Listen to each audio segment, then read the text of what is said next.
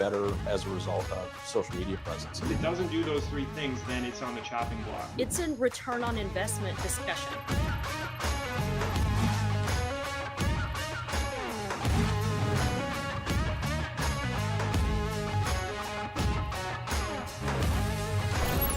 Hey everybody, welcome to another edition of the Daily Dealer Live. I'm your host, Sam Dark, and thanks for joining us today in this gathering place for all automotive to learn, to share, to have a voice. And welcome to Fixed Ops Friday. Wait, except I got to be honest with you, today is not Fixed Ops Friday. We were talked and convinced by you, our listening audience, to turn Fixed Ops Friday today into Finance Friday. Limited time only, more on that coming up.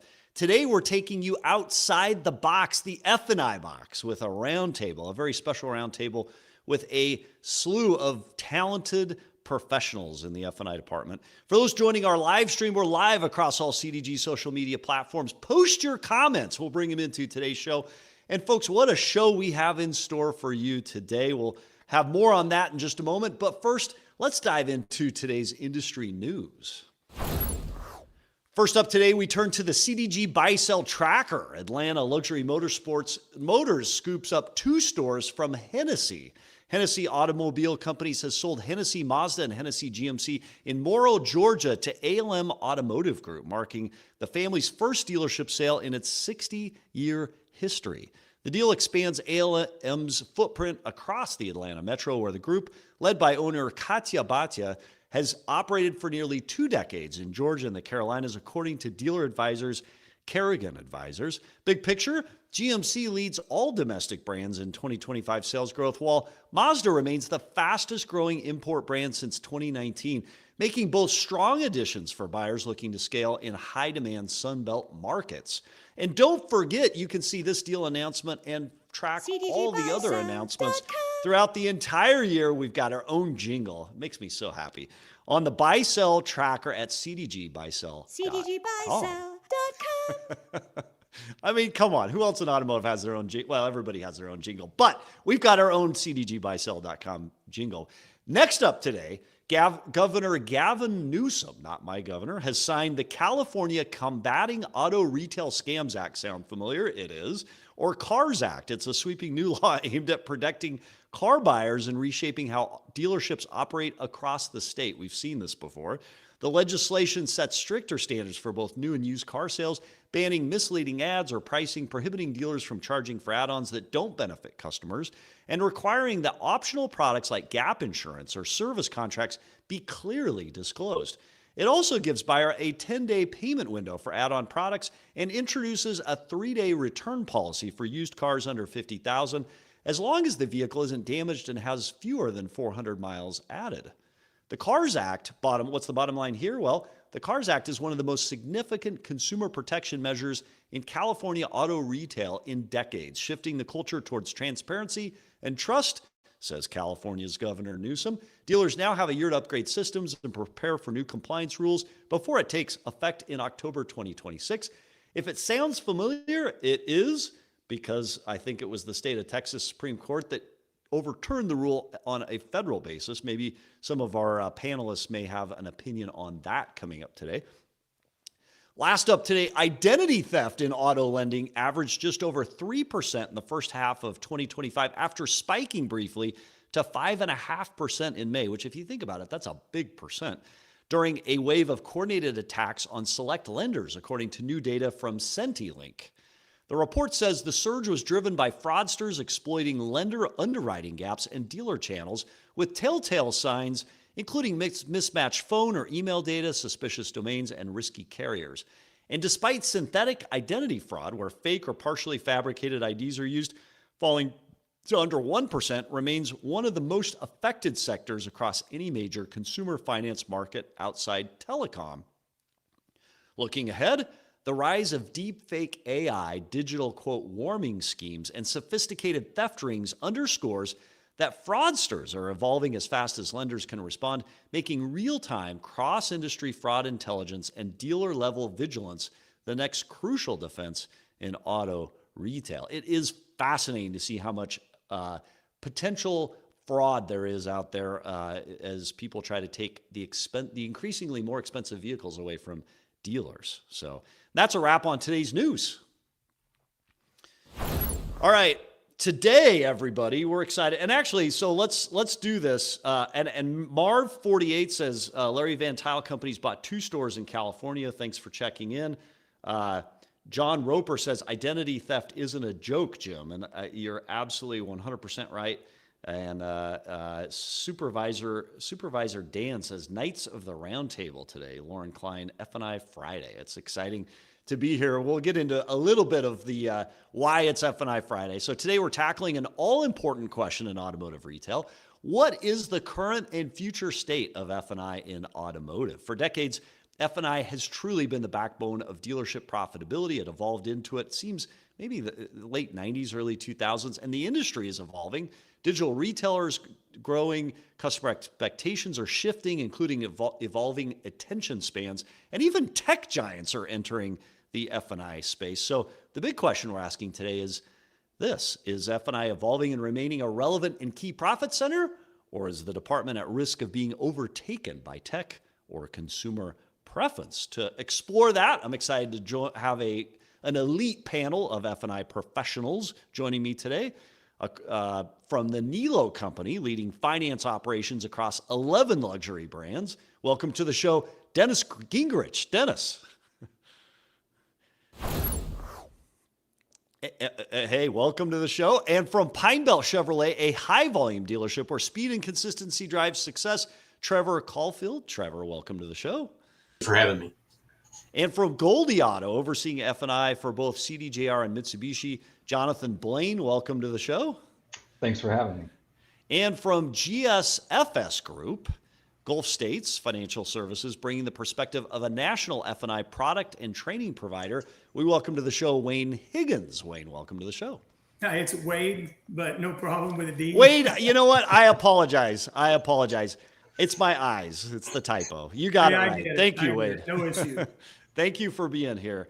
And so, Dennis, how did we end up coming to Finance Friday instead of Fixed Ops Friday? I understand that, as soon as we announced what we were doing as far as Fixed Ops Friday, you said, hey, wait, it can't always be Fixed Ops Friday. Variable needs to have a voice in this. How did that come about, Dennis? I mean, this is just facts and data. I know one of our stores had a second best ever in fixed, and who carried it? Used Car Recon. So Tully, variable. That's why we're doing Finance Friday here today and not Fixed Ops Friday. And just for everybody's benefit, we will be back to Fixed Ops Friday next week. And we love Fixed Ops. We love Fixed Ops Fridays and what it's becoming over time. But today we are launching into F&I. So let's start out. Amazon Autos has launched nationwide with financing through Chase, Santander, and Wells Fargo. And they're expanding rapidly. But here's the gap. They were on my show on the Industry Spotlight a couple months ago with the president of Sonic.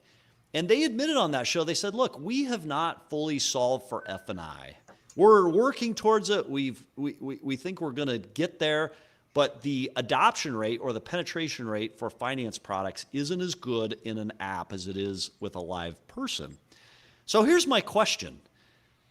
What's the difference? And will they eventually solve for it? And how long will it take for them to solve for it? And for that, actually, let's turn to you, Wade. You see how complex it is in your training role. What's the difference between Amazon Auto, the app, and a real live person that a customer sits in front of? Well, I think that there's a lot of questions when it comes to F&I. When it comes to F&I products, regardless, not to mention, you have menus with 8, 9, 10 products sometimes on them, and it's a little overwhelming for consumers. And so if it's just an app that they're looking down at and they have a lot of questions, they don't get to have that interaction, not to mention there's a whole process that goes into the F&I office. And I know these guys that are on this panel today can get into their processes, but that process takes time and it takes communication. And there's a whole investigation when it comes to the consumer of what their needs are. And I think if there's just an app, it's much easier just to say no when I'm not informed than it is to, have a discussion with a live human. We see it all the time, and that's where we're most successful. In our most successful dealerships are when you can actually communicate with a person. Yeah. Dennis, what's the difference between Amazon and you and your team at Niello? Well, I think the big thing is it's not only Amazon, a couple of the other big box players have tried, and about the most riveting thing they say is moving that product selection around the overall process, and the penetration remains, they stay low. But I think the big thing is with AI, it's not sentient, right? It can't pick up on feelings and vibes from a customer the way a human being can. And, I don't think it'll ever get there. I could be totally wrong there, but I think that's the difference, because when we're talking about F&I products, we're talking about feelings really and concerns that happen in the future. And for a person to be able to pick up on that and drive the conversation in a way that meets the customer's needs and concerns is something that AI is just not there. So I think it really boils down to that good quality human connection, which is something we promote and encourage in our F&I managers to get involved in the transaction early. And long term, I mean, that's a tall ask for AI to totally replace the F&I office. So Dennis and Wade, you both talked about kind of cultivating buyer interest and buyer acceptance, and as it's an element of time. You've both inferred that it takes time to do that. Here's the deal, though, Wade. Customers don't want to spend that time. They want as quick a process as possible, and some sales managers agree, and salespeople often do agree. How do you reconcile the consumer need for a faster process with a process that inherently, as you say, takes time? I think we use the word time far too often. I think it's misutilization of time that's the challenge. It's not the time itself. And when you have a good customer interaction where that investigation is truly about them, their perception of time is not the same. The problem with time is when I'm trying to sell someone something that they don't need or they can't use or there's no benefit to them, at that point, everything seems to take forever. I think it's more about time spent correctly than it is time in general. Dennis, do you agree? Or, yeah, I agree with that 100%. I mean, people want to deal with people they like, and as long as we're training our people to make good use of the customer's time, that's key. I was reviewing that F&I study that CDK put out, the middle of September, and we're seeing, trust level being relatively flat with the F&I manager. But what we're also seeing from that study is that consumers trust the salesperson more. And I think, and this is something we talked about yesterday on our morning call and this morning on another one, is involvement of the sales advisor into that process earlier, because I think that does abbreviate the time spent, not only in the waiting times, but also in the F&I office. So I think we can get to faster transaction times and more quality transaction if we're doing that and looking at it correctly. Yeah. So let's see. And Jonathan, give us your thoughts on the value that a good finance manager delivers versus an AI tool or an online app. What is the benefit of a good finance manager? Well, I agree with Wade and Dennis that we can kind of pick up on if the customer has interest. One thing that comes to my mind is just making it fit. If you got a call on 72 months and the customer kind of sees the value in the product, but just kind of can't maybe fit it, maybe we can switch to 75 months. And it's a little bit more elegant with a person there doing that, right? I believe that everything that we offer, all the products that we offer have inherent value, right? So it's my job to convey that.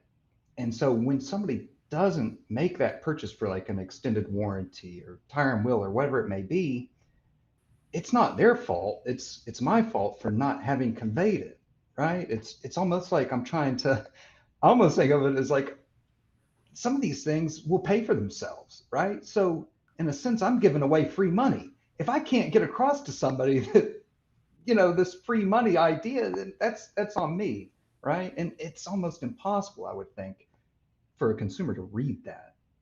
Yeah. So the Marion Kane, who we've had on the show, says AI can optimize a payment, but humans maximize belief. And Dave Thomas online says 100% to earlier in the process. And thanks for the shout out to our study. And he's right, Dennis, you mentioned the CDK study there as well. So, Dennis, luxury buyers expect transparency and trust. If Amazon embeds F&I into a one-click transaction, do those customers still see value in the in-person consultation, or will they prefer the convenience, even though they don't get as much time to make that connection? You're in a luxury market.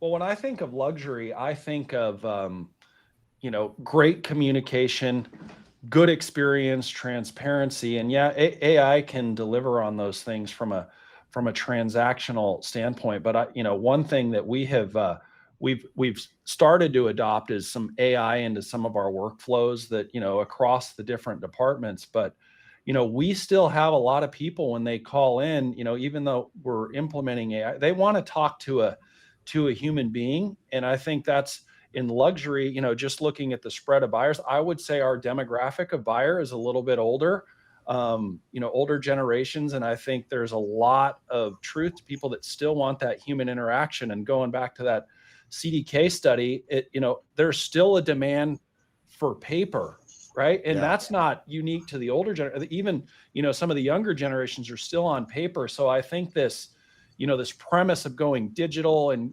roping AI into everything, I think people, especially on bigger purchases, like, man, that feels cheap, right? It feels cheap. And I just don't think that's the way forward. I think AI is more to supplement. I like AI from a standpoint of following up with our missed opportunities in F&I and putting the right message in front of the right customer at the right time based on their service visit with us. I think that's where the Amazon and these others, that's what they should be focusing on with AI, is following up on our missed opportunities and interjecting a human on those when appropriate. Up front, I'm not quite seeing it yet. So this is an open question then to anybody. So I think there's a lot of people out there that would love the one-click experience of an Amazon or an app. Not as many as maybe the industry thought going into COVID. I think COVID kind of proved that the human touch is still something people are looking for. But if that's true, what's the takeaway for us to make that experience a little more efficient so that, we survive the rush to one click? So F&I survives the rush to one click. Because I think, Dennis, I disagree a little bit. I think there are people out there that would rather just press the button. And if they need to come back later on and buy the service contract, they'll do it once they see the need. But they would value the speed and the efficiency of a fast process over that. I think currently it's still a catered experience for all buyers, no matter what. Your circumstances tend to change based off of the vehicle, circumstance, lifestyle, choices. Those things are never going to change in my perspective, because, hey, one minute you're driving a $2,000 Corolla, and the next minute you're driving a $100,000 Mercedes Benz. So these things tend to change as people grow, and people need to know how to be protected, period. I mean, that's what these products provide. And so it's interesting. Yoga Cars post, and I tell us what you think about this. Yoga Cars makes an interesting point. Yoga Cars says, once people get used to AI recommendation and it is tailored to their needs, imagine a customer pulling out their AI and scanning an F&I menu, and AI recommends products based on their needs. Like, you train that AI bot or that AI agent, and then the AI agent engages with either an agent on our side or with you, and either accepts or declines based on what their true needs are. Is that a possibility, Wade? Well, I think obviously anything's possible. Yeah. And we are utilizing AI on a consistent basis to adjudicate claims, to better interactions with customers. I mean, AI is not going away, and we know it's going to be fundamental to what we do. I would just say sterile is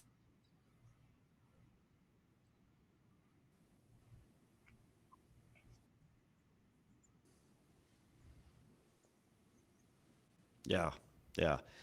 So talk to me about it. Let's step away from Amazon. Let's step away from the tech and the AI piece. Let's talk about the heart of F&I. So a customer comes in to buy a car. It's a tangible vehicle. It's something you can touch, see, feel, get excited about. And they come in, and finance has the challenging role of creating need and awareness around an intangible product, right? So it's the service contract, it's the fear of loss, it's the possibility of a failure, and it's protection. And in a lot of cases, some consumers would say, hey, I'm not going to buy that because I've had a bad experience in the past. What are better ways for us today to set up that experience and cater to the customer, knowing their preference for speed and efficiency, but still bridge that gap between the tangible purchase to the intangible purchase? And that's open to any. Actually, Trevor, give us your perspective on that. I think that consumer education is required of us as professionals. They need to recognize that the technology has advanced so quickly, and that 4 years ago, we now have driving cars. Okay, so the reality is that they need to be educated so that they can make decisions that'll overall affect them for their life. So, a 6 years experience is a common purchase today, and it would be unlikely, I would say, even with the amount of recalls that we go through with all vehicles today, that you can't not give them the opportunity to understand what they're buying. And once they recognize that, you actually get that interaction that they understand. I mean, it's an expense. So. Okay. All right. Let's talk about the different F&I models that are out there. What's evolving? What's working? So right now we're seeing 3 dominant F&I models. And Wade, you do training on this, so maybe you've got an additional perspective about other models that are working. There's the traditional, right? Sales kind of hands-off, F&I presents and contracts. There's the one touch where the salespeople go start to finish and do everything from the beginning to the end.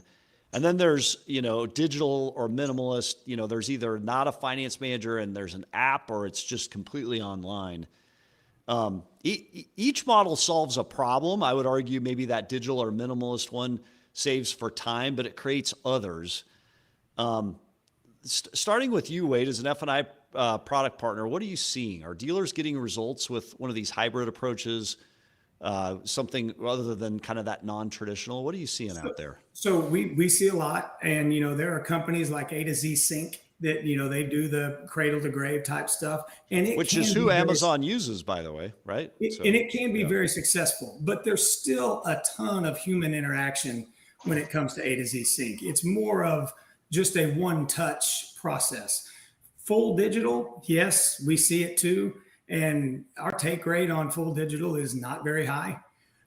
It's more challenging. I would also say that I think we're all looking for ways to be able to get a customer to be able to buy a car from their couch. I know that it's been done with Carvana and things like that, but it's a challenge. And state to state, it's a challenge. And there has to be wet ink on certain things. And it just makes it really difficult. So at the end of the day, I think at least in the short term, there has to be some sort of person-to-person contact just to complete the whole thing in order for it to be successful and profitable. Yeah, you can send out a digital link or you can have things set up to where they can see a whole suite of products.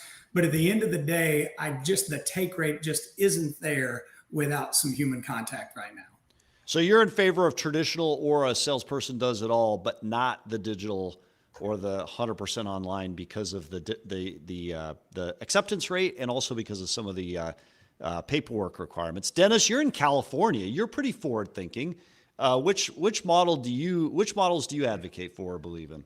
At the end of the day, we're trying to meet the customer where they want to be. I know that's an overused term. We have an online platform, and if people want to go online A to Z and walk out, never set foot in the dealership, hey, we're going to support that. But for us, what has worked is really a hybrid approach. We really, we talk with our sales professionals. We talk about F&I products, how they work, make sure they have a nice elevator pitch for the various products that are on the F&I menu. And we introduce those with the initial proposal to the customer. They're itemized on the document so the customer can see what they are, how much they cost. And that's part of the initial proposal. And we get some good take rates right on the showroom floor. And what that does is that really abbreviates the time in the F&I office.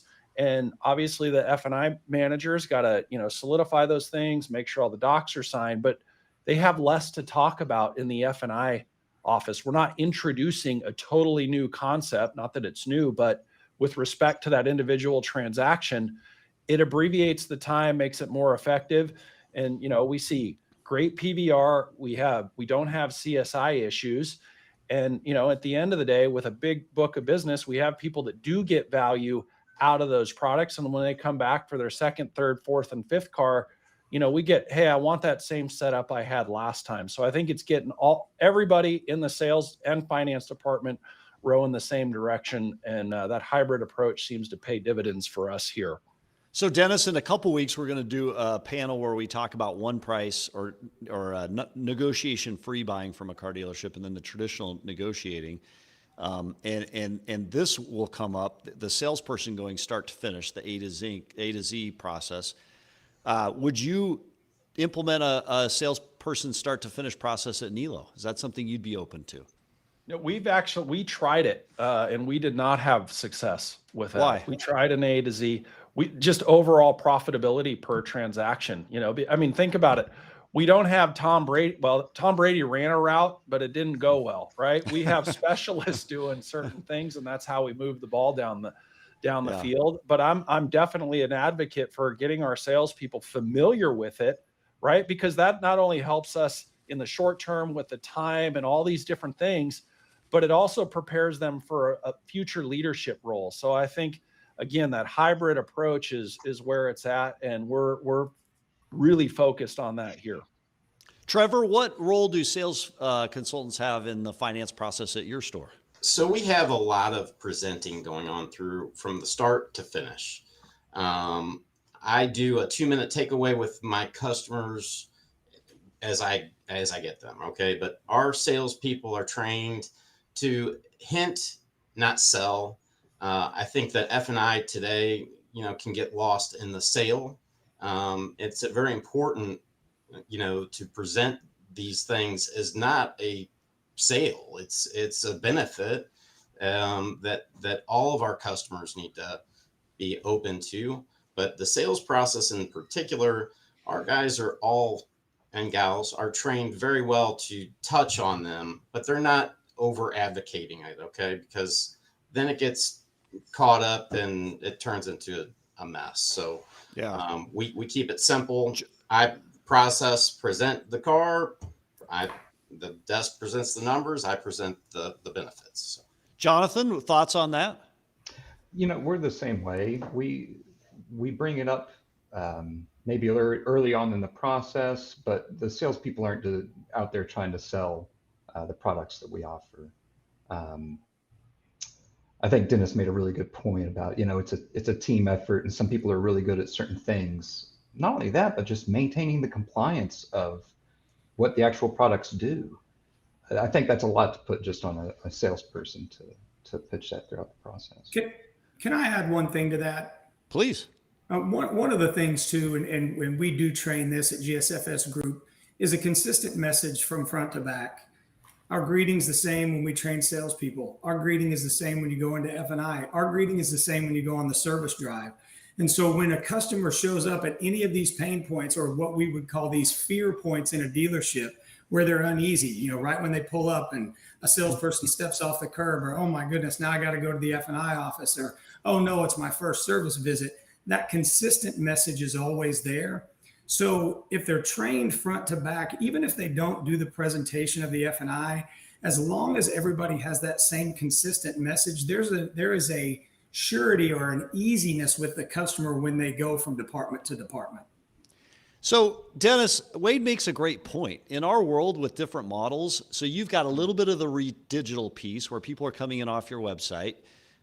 You've got salespeople that feel more comfortable or less comfortable being involved. You've got different touch points. How consistent is the experience at your auto group from online into the store? Are there any disconnects? And what do we need to do to shore those up? Because I think we all hear at some point or another, hey, I've already said that to somebody, or I've already done that step, or the online experience is disjointed, to Wade's point, or another part of the process is disjointed because of a lack of a good process to connect them. I think that is all boils around training. I know we talked recently about a CRM move we made here. And, Yes, one you of the did. great things about AI is from online to in store, if we're working with those tools to summarize everything that happened up to that point, when the salesperson goes in to the lead in the CRM, using that tool, reading the lead, and making sure we're picking up where the customer left off. All these online models and everybody that's starting to do it, if we're not training our salespeople to read the lead, the worst thing that can happen with these digital retail leads is they go through, they upload their license, their insurance, they fill up a credit app, they build the deal, and then we pick up the phone and and they're like, how can I help you? Like, what do you mean? How can you help me? Just schedule appointments so I can pick this thing up. Right. And I think that at the end of the day is key, right? And picking it up right where it left off. And I think that's where the human capital is holding people accountable and monitoring the way the lead is handled. So Wade, is Dennis right that utilizing and implementing the right technology tools will help? It seems to me it also reduces time, and that's one of the consumer's biggest complaints is too much time and inefficiency. Does that connect together? 100%. Okay. And are there any tools you recommend? Then we'll come back to Dennis and ask what they're using. We'll ask everybody. Well, look, I think, when it comes to CRM tools, there's a bunch of good ones out there, and I wouldn't want to promote one over the other. And I think that a lot of that is preference and what a dealership's trying to get accomplished, but they're absolutely necessary. I think whatever the tool you decide to use, whatever the design is keep them informed and don't make them wait. I think the biggest challenge with time is making people wait. So whatever you can do to keep that waiting at the absolute minimum is the key. Dennis, is there a tool in particular, tech-driven or AI-driven, that helps you kind of connect those different data points together so you're not asking customers the same question? I mean, currently we have everything native and drive centric, which works for us. But I'm with Wade on that. It's whatever tool works for you. Obviously, every dealer's got expense targets to meet. You definitely got to use the tool. But the point is making sure that we're training our salespeople to work with these tools and use them to their full advantage, and really looking at your process end to end. And, sometimes you got to rearrange the furniture in the house to dance with these things to get the most out of it. But it takes time, deliberate. And then once you come up with that, you just got to coach and train around it. Trevor and Jonathan, open question. Is there any technology tool or a platform that you use to help connect dots so that the customers can avoid some of the wait time? Yes, we're actively engaging in all spectrums of artificial intelligence, and we've made some CRM changes as well. It's the fine tuning, right? I think that's with any part of our industry, the fine tune, and we all every year it's a new challenge. So, but we've partnered with several different companies. Jonathan? We aren't, it's funny. We aren't using a ton of technology, but what we really try and do is hone in on our different banks programs, because that's probably a lot of the wait time is trying to maybe find the right, maybe the right lender that'll get you the right approval for the deal that you're working. And I think that frankly, people really value transparency a lot more than just saving time, right? And yeah, of course we want it to be quick, but that's one difference that we can make, I feel like, is we can convey that transparency a little bit better than an AI chatbot might be able to, and make the process more enjoyable, right? If people are happy and they're in a positive frame of mind, they're gonna think better, right? They're gonna be a little bit more open to logic and reason. All right, so let's talk about one unique challenge to the finance department. In many finance departments, there's a manager after the name title. But in reality, it's a manager without a lot of authority. You don't hire, fire, you don't sign paychecks, you don't run meetings unless you're asked to come in and do that. When you talk about participation in updating notes and making sure that data and information is being used in tools and processes, you don't have that ultimate say. So how do you stay relevant as a finance manager in helping to create the best customer experience when your title doesn't enable you to make those changes ultimately. Get really good Wade, at bugging the right or people. Jonathan, bugging the right people. All right, Trevor. Right. Trevor, what do you say? Yeah, come at me. Why don't you? Okay. So that being Trevor. said, one, our role as F&I professionals is not just to hang out in some office and wait for things to happen. Early management intervention, getting out there, visiting with the customers, those things are going to remain relevant. And one, it puts the customer at ease. It's extremely important that people don't like buying cars. I mean, they do, but they don't. We need to make it a smooth process for them that is pleasurable, because they're going to own this for the time. And that being said, it is about being engaged with all members of the staff. So front to back. What, Wade? F&I Yes. is a leadership position without title. How the heck does that work to deliver your best product? Well, so look, if leadership, if you look at it from a servant's leadership perspective, is what does an F&I manager really do in a dealership? I think what we have to realize is at the end of the day, we're there to really do one thing, and that's sell more cars. We don't sell enough cars. We don't have F&I turns. There's no F&I profit or anything. So are we doing the absolute most to ensure that these dealerships are selling the most cars? And that means not sitting back in an F&I office, being involved with the sales team, being involved with sales meetings, being involved at the desk, making sure that when we're working deals that we're all on the same page and that we're not, customer on the wrong car or the payments way out of whack or whatever the case might be. But are we involved at a very high level? So there's a lot of, I don't know if you want to use the word transparency, but there's a whole lot of visibility of the F&I team on a consistent basis. Yeah. Dennis. Yeah, I think you're spot on with your assessment, and, kind of piggybacking on what all three of you have said is, you got to lead by example. At the end of the day, I think a lot of F&I managers forget one very important thing. You're still a salesperson.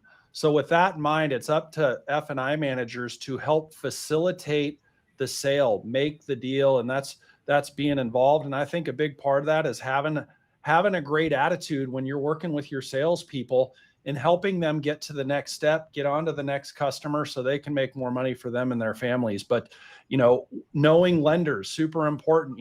I know early in my career, I think what helped me grow was really knowing all the lender programs, knowing where to place loans and make that incremental deal, over the course of the month. So our guys and gals got paid. And I think that's how you lead. You lead by example, and you help the store and your salespeople make more deals. And, at the end of the day, that's ultimately what elevated me in my career. At least that's my feeling anyway. So Dennis, how do you hire for that? Because that leadership without authority, being able to pull someone into the vision that is F&I, being able to be up to date on all the lenders, products, and not be the type of person that throws that cash deal back in a customer's face or in a salesperson's face, that is a positive force for good. To Wade's point about selling more cars, it's not easy to find that person. It's a unicorn of sorts, right? Well, it certainly is a unicorn. And I think it starts with, when in the interview process, and you're going to bring someone on. Hey, are they comfortable doing the same thing I'm asking my salesperson? Hey, could you go out and do a walk around video for a salesperson? Could you, handle follow up on a lead? Are they the type of person that's going to care about the little things, which isn't little, contracts in transit? Can you leave your office with no voicemails before you go home for the day? And just setting that expectation. And I want to see our finance managers live out of our CRM. There's no reason for them. So then I can assess overall engagement. And I think those are the standards that need to be set out of the gate. We do a lot of hiring internally here at the Niello company for finance. And they got that good baseline of what it looks like to be a good salesperson within the Niello company. And they know the expectation when they move forward. But finding it tough, but asking the right questions and setting the expectation and holding accountable, that's where the rubber meets the road. So Wade, in your F&I role, you do a lot of hiring for dealerships. Any other advice you'd give to dealer principals looking today that are saying, hey, you know what? I see that call to leadership in finance. my team doesn't necessarily reflect that. How do I find that team that will do that? Well, first and foremost, stop looking for mercenaries. Those guys are out there and they're out to make a paycheck. And look for guys that have a background in some sort of team-oriented environment. And have they sold cars? And did they sell cars for a significant amount of time? I think it's paramount in our industry that these F&I people go through the sales floor and understand what it's like to be out on the lot when it's 105 degrees or 25 degrees. And that plight, because our customer ultimately is not only that person buying the car, but it's that salesperson, it's that sales manager that's out there grinding every day. And do we find people that recognize how critically important that is? Yeah. So F&I at its heart, it's important to find the right people. And that's great feedback. I would actually ask Trevor and Jonathan, are you both that type of producer? Like, where do you see you fit into that kind of standard or mold? Trevor. I do it every I'm going to put you on the spot. spot. You're asking. I am definitely engaged with the team regularly. That being said, like any business manager, you get caught up in the office and you have other responsibilities that you do tend to take care of, but that does not alleviate me from getting up and getting out there and being engaged with our team.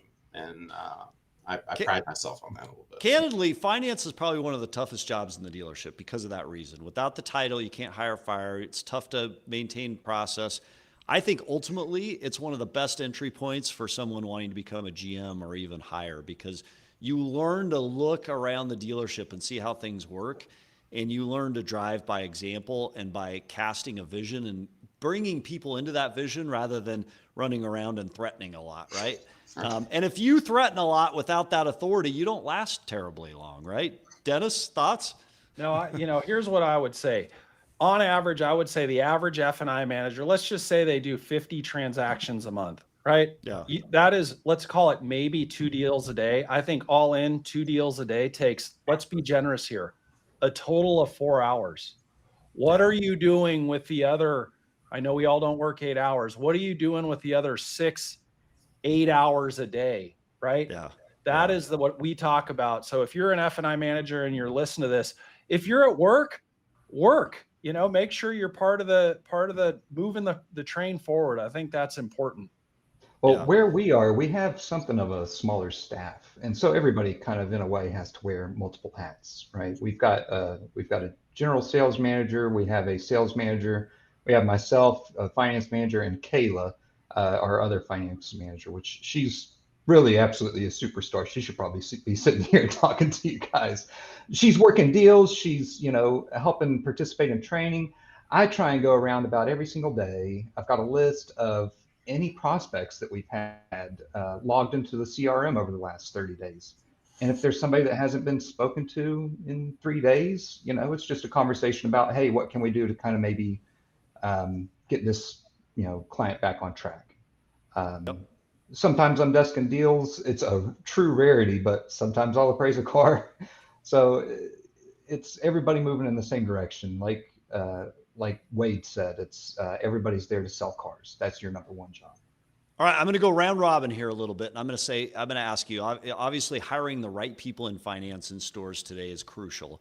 What's one skill gap that most people coming into finance have or don't, or what's one skill gap that prevents a person from becoming a great finance manager as opposed to a good? Overselling.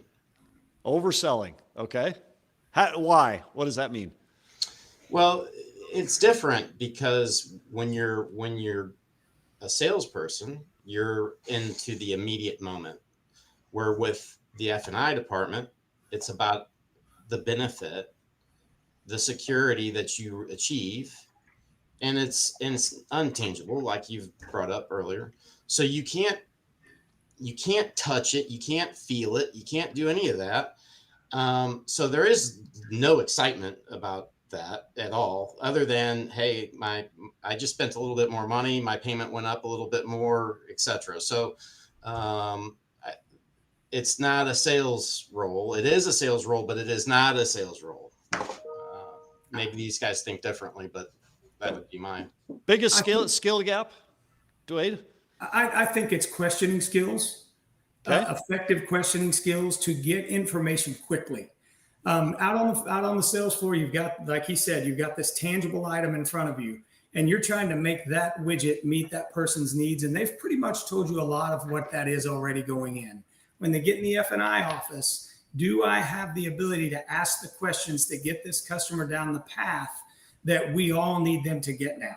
And so I really think that's the biggest skill gap is quality questioning skills in the F&I office. Okay, before we go to you, Dennis, I just want to bring up a couple comments. Igor K says, before I became a dealer principal, I worked on all the positions in the front, but my longest placement was in F&I for 12 years. You're right. Mastering F&I is one of the most important positions at the store. Cookie God says, that's my T-Dog. Darius Rogers Brown says, time kills deals. Nick Blain, that's my bro. Tully Williams says, we are in the repeat and referral business. Dennis, true story, and what's the biggest skill gap you see?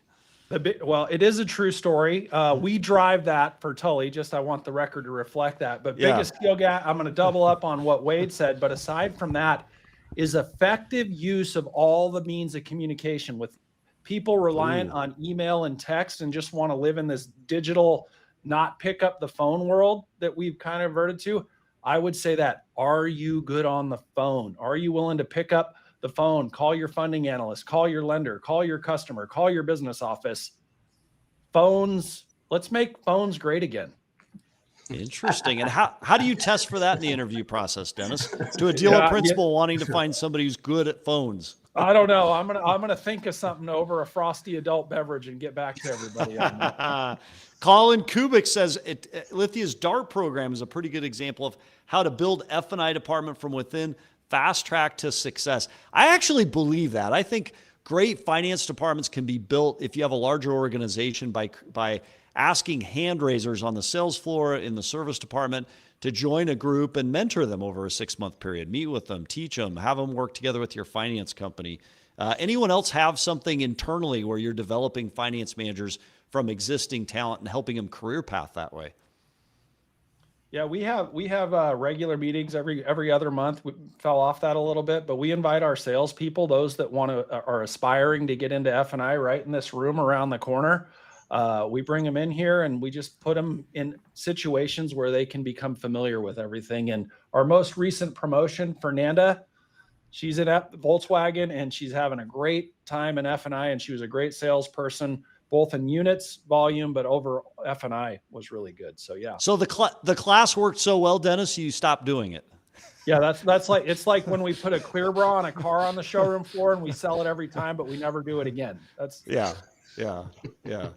Wade. I think it goes back to what I was talking about earlier when it comes to speaking the same language. We have district sales managers and what we do, and we make sure they're very engaged on the sales floor with salespeople, with the other people inside the dealership, because we have a responsibility to find talent and get that talent into those F&I offices. And you will best find that talent on the sales floor that's the most loyal. They want to be there. They want to grow. And then once they get into F&I, to complement some of the things that have been said, that's where they learn the most.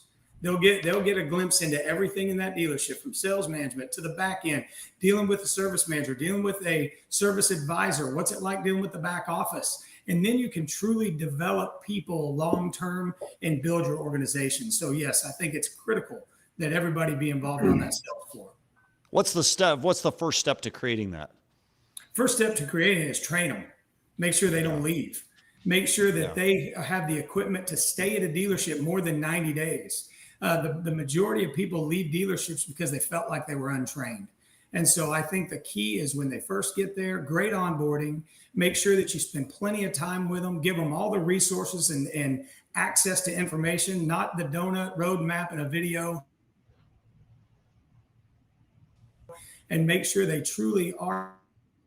Okay, so in just a minute, I'm going to ask everybody in this group one question. We've talked a lot about training, so I'm going to ask, who are the training companies you work with in the F&I department? And I'm also going to talk a little bit about AI as a path to F&I training. But before we do that, Let's talk AppraisalPRO. We'll come back in just a minute. Stop losing thousands on trade-ins with hidden issues. AppraisalPRO scans in seconds, uncovers reconditioning costs, and integrates directly with vAuto. Try it for free for 1 week. Get AppraisalPRO.com. Visit getappraisalpro.com to learn more. Or you can click the QR code to the side of me there. If you're super smart, you know how to play it off of your phone or your screen without a camera, you can do that as well. Or if you're listening to this after the fact, you can go to the show notes, click there. Props to AppraisalPRO for supporting today's content and this awesome roundtable. So we've talked a lot about training today, knowing the different things to say and how to engage and interact with a customer. It's a separator between great and average finance departments. Who do you guys work with, Dennis, at the Niello group? Who's the training company? Do you have an F&I training company, or do you do it on your own? We do not have a training company. It comes down to me, and we really lean on our F&I team. We have guys and gals that have been top producers here for a long time. They do the whole job, CIT, compliance, good numbers consistently. And that way I can keep the Niello company's culture what it is, and I know they're getting trained in the Niello way. And it just builds relationships across the group. So we lean into our top performers and put them on the stage. Trevor? We work with several different institutions. We're currently working with a university, but we do a lot of internal training as well. So, you know, we have a company that is Versant Group that's also a side affiliation as well. So, Jonathan? We just do a lot of self-study. On this sales side, we do use Tim Kent's, but for myself and Kayla, it's a lot of self-study. Can I give a quick shout out to my brother, by the way? It's his 40th birthday today. Happy is that birthday, okay? your brother. Of course you can, yeah. And Wade, I would ask who your trainer is, but if it's not you, that's a problem. So I'm not going to ask that. Shameless plug. Shameless plug. GSFS Group has a training team of north of 10 people. And we do everything. I mean, we do sales, F&I, fixed ops. Wait, what do you say to the person who's a finance manager who's been a vet for a long time? They're like, get out of here. I don't need to be trained. I'm great. I've done this for 20 years. I know what's going on. Like, I don't need training. I've done this for a long time. Wait. Well, I mean, there's a numerous things you can say to that guy, but at the end of the day, it's having a conversation about what he knows now versus what he knew before. You know, what does your knowledge do for you today that you've applied through all these years? And show me what that looks like. And then having that specific conversation and that question asking, and like I said, when you're talking about questioning skills, what do you ask a customer when they walk into the F&I office? Describe for me what that looks like. Tell me more about that. You'll find out really quickly if that old dog has really come a long way and is doing things the way that they would be expected now, or if he's just trying to do the same old stuff that he did 20 years ago. It's really not all that effective. So Wade, Ben in the comments made the comment. He said the best AI usage for F&I is training. And I don't know if he means by that AI training, like a tool to engage with training. What role do you see with AI with training? Well, look, I think, AI is pretty fascinating to all of us. And I would say that you use AI, let it be the guide for certain things that we do.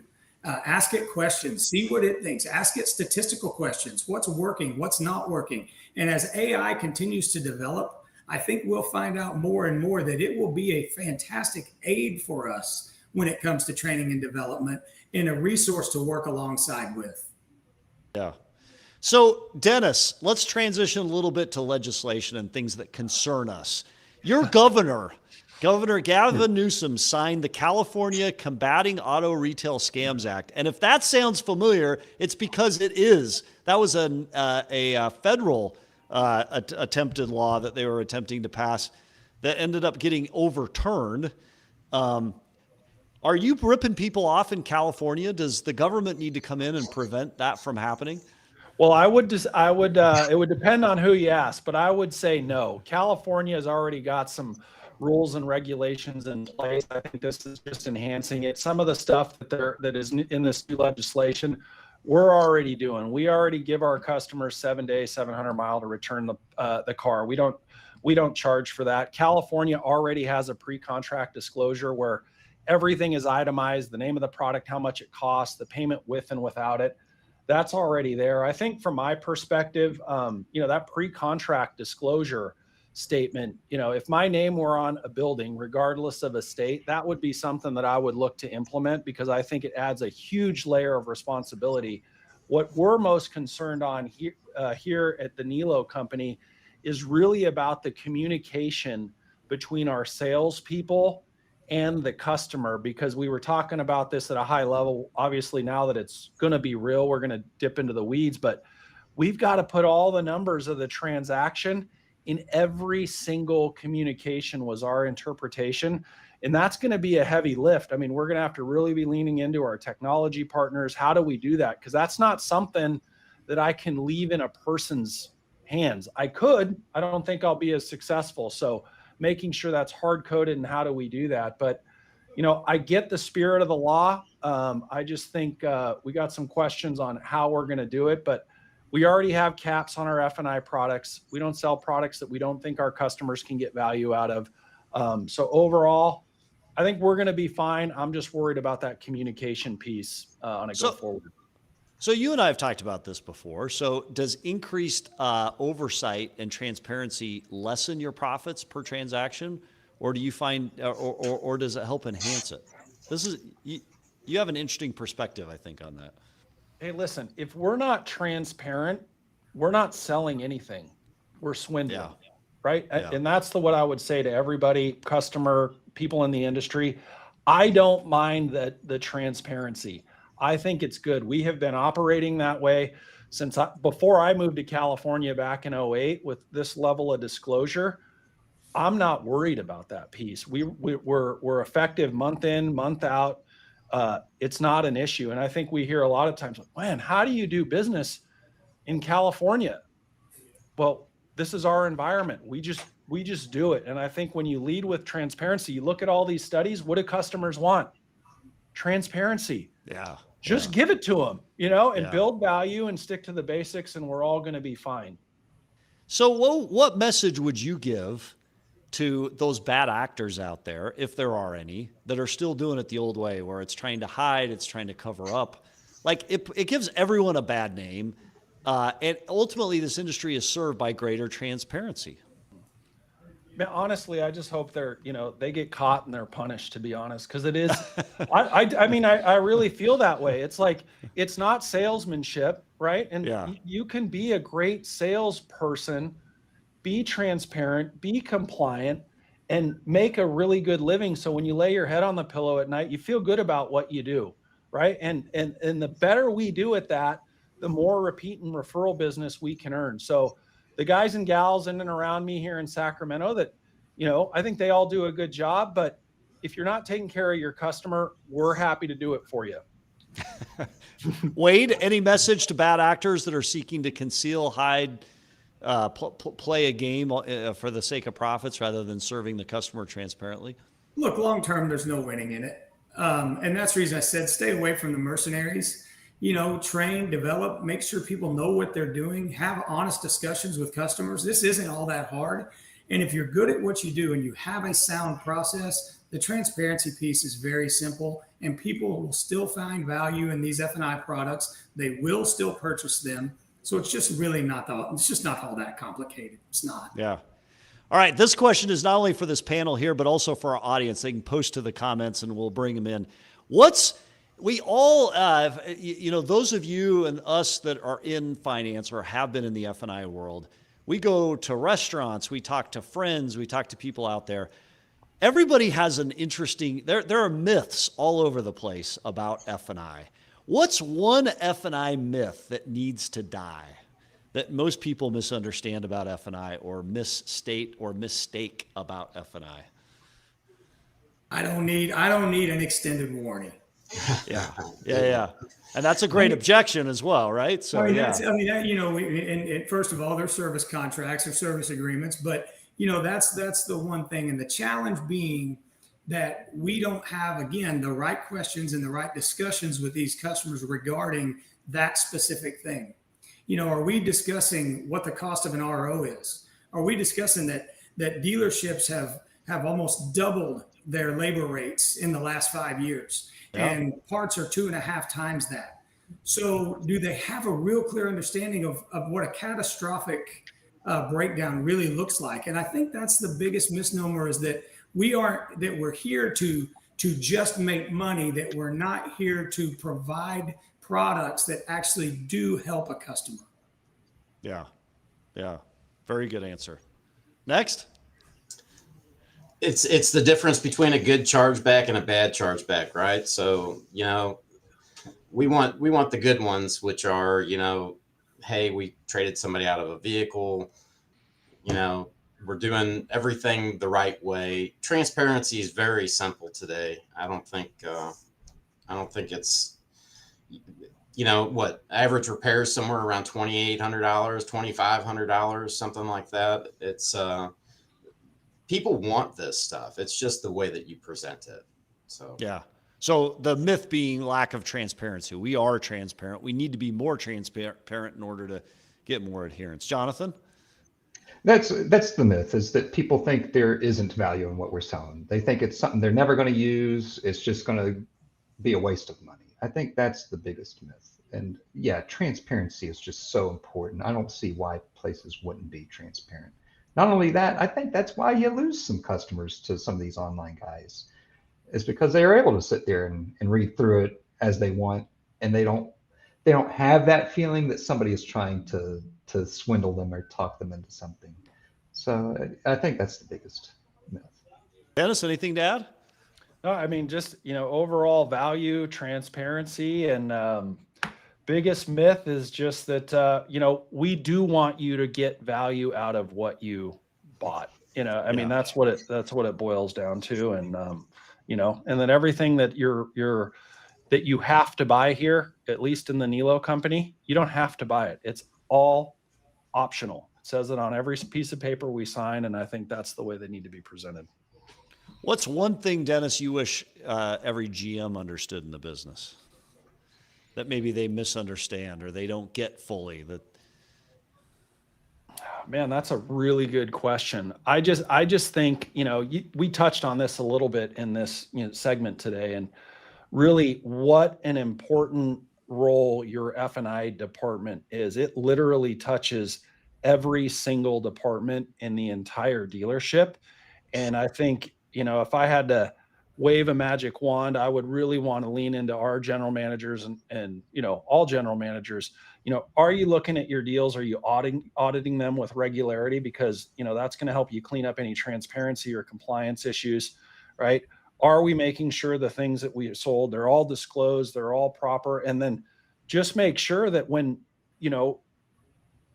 customers are going to use that product, that everybody in the dealership, not just in sales and finance, but to the back of the house with service and parts, not only understand how they work, because I think that's huge, but where do they call and how do they process these claims so the customer has a really good experience and actually gets value out of the stuff we sold them. Yep. Very good. All right. Anything you'd add, Wade, to that, GM? I would add this, just one thing. In that F&I office, that we are here to help you sell cars. We're not here to cut your front. We're not here to make sure you don't make as much money. We only win when you sell cars. So we want you to sell more. Yeah. And we want to help you do it. All right. We've talked a little bit about the different models as we wrap up here, but just as kind of a rapid fire round, if you have to put on your future glasses, and we always get this wrong in automotive, if you had to look 10, 20 years down the road, what does F&I look like 10, 20 years down the road? Does it have a similar role? Is it more automated? Is it more AI driven? What does F&I look like in, let's say, actually, let's keep it 5 years, 2030. Let's go 5 years down the road.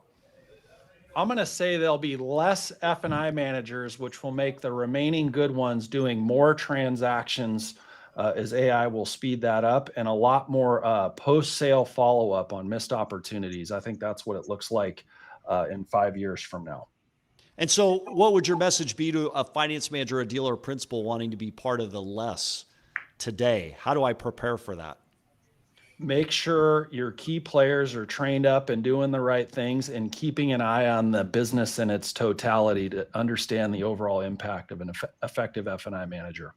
Yeah. And one thing we didn't even talk about, and we'll get to everybody else, is fraud theft, right? It's a finance manager's responsibility to help prevent against that. And that's a whole arena or area of responsibility, Dennis. What's your message to the finance manager of past that might say, hey, I'm going to sign this deal up and hope it sticks? You can't. Can you do that still today? You won't work here if you turn a blind eye. I will say that to you. But nor here. Yeah, right. We've got some technology in place. We don't let deals leave the office without a full identity check. We're not just using the typical tools that we're all in Route One. Who do you use? We partnered with our friends at Recover and Kadelsky that does a liveness scan with the ID. It uses a lot of the same technology we're all seeing when we walk through the airport. And literally 2 days ago, we stopped one heading out of town from just by implementing that simple process. And I know when we get defrauded out of a car, money, it is just such a massive time suck, dealing with law enforcement, the customer that was victimized. Like, if you're not doing that, if you take anything away from this session, if you don't have something like that, put it in your process.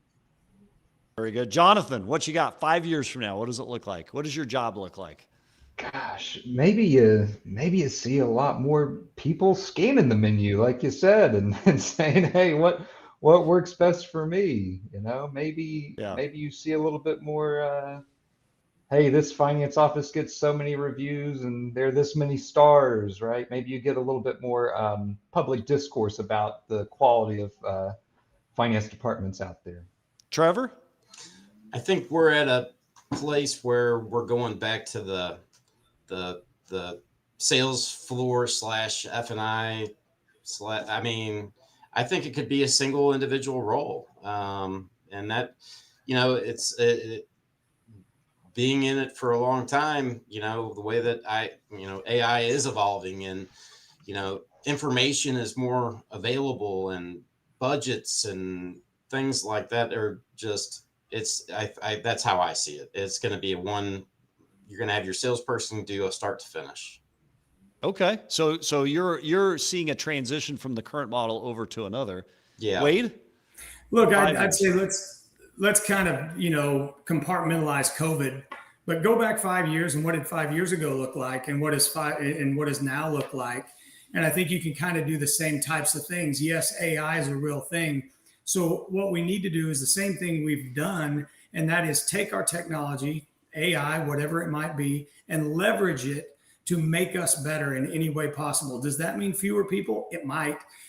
It's hard to say. I haven't seen in what we do in dealing with hundreds of dealerships across the country that there's been this huge reduction in personnel. I don't know that that'll be the case, but are we taking all of the tools that we have and leveraging them so that we can be the most successful? So I think that's what you'll see the most of as we move forward, is taking these tools and leveraging them for success. Do you think what Trevor says is right? We go to one touch and it stops being a separate finance manager, or do you think the current model holds as people get better trained and better efficient with AI? Look, there are. I think it's going to be dealership specific. Some stores have been doing. I'll use the Walzer Group up north in Minnesota. They've been doing one price since the 90s and done it successfully. And then there's some that have tried it and got off of it and done A to Z sync and one person and all that. I think there might be some more of it, but I think for all intents and purposes, more of the traditional, what we're used to, will hold pat with just more leverage of technology. Yeah. Igor K says, as a dealer principal, I can say most owners care about 1, compliance, 2, contracts in transit, true story, 3, titles due, money due, for faster inventory turn to free up floor plan money. I think there's some truth to that. Lauren Klein says there's a reason they call it the box. Every deal is a match and someone's walking out a winner. And Ryan Feller says no way to sell when no better way to sell than when you use the product yourself, which Dennis, thoughts on that, using the product on your own? Yeah, I have more than enough cars and all of them have some level of protection product on it. I've used them personally. So I definitely agree with that. But going back to Igor's comment, which I love, those are key things that every dealer principal is very concerned about. And honestly, I think, when it comes to AI's integration, I think that's where we get a lot of value out of that, speeding up the transaction type from those things for not only time, but just getting more accurate, consistent documentation so we can get those things turning much quicker. I think, that's probably where this thing will start. And I like Ben Hadley's comment, AI for training. I had an opportunity in St. Louis to spar with an AI agent over a phone call. I think that's already in the market. And I think that's a great use for AI to help us all get better. So our company, we work with GSFS is a great company. At my auto group, we work with a company called Brown & Brown. I actually had them on here once. They've got an AI training tool, and I was super skeptical of it at first. I said, get out of here. There's no way that's going to work. And we actually put it in front of some finance managers that were salespeople wanting to become finance, and it grades them after. It rates them on their ability to deliver a word track and talk about a product in a very unscripted way. It's actually kind of cool how it does it. And I was pleasantly surprised, and we've kind of rolled it out and allowed others to play with it. I think that will grow. The interesting question is does AI learn by sparring with finance managers and going through that, and then is it able to do it more online? I don't think so. I don't think it ends up being able to. Dennis, Sean Hopper says, Dennis, who won? You or the AI agent? I am selfishly, I think I won. It started crying in front of a large group. It was bad, and the whole system malfunctioned. So I'm going to say I did. You sabotaged it. Well done. Sabotaged it. Yep. Well, hey, on that, a special thanks to everybody. My thanks to Dennis, Trevor, Jonathan, and Wade for sharing your expertise and perspectives today. It's been an entertaining and fascinating conversation about all things F&I, current state, future state. And to everyone watching, keep asking the tough questions about this industry. One big takeaway for me today is we become excellent in automotive and in finance by better training, by better transparency, by better connecting with the customer. And that's an obligation we all have as we sit in whatever chair we sit in. And actually, I think the better we do that, many of you have said this, the more future-proof this industry continues to become. If we do it terribly, there'll be no difference between us and anything online or anything AI or anything anywhere else. But let's use those tools to become better. The future of F&I will belong to those who adapt fastest and lead with purpose. So thank you all for being on, and to our Daily Dealer Live audience, thank you for watching, where we break down the biggest moves in the car business as they happen. Don't forget, we're live here every Monday, Wednesday, and Friday. So if this is your world, hit subscribe, turn on those notifications so you never, ever, ever miss a beat. And everybody, from this F&I panel to you, we'll see you next episode. Thanks, everybody. Thank you.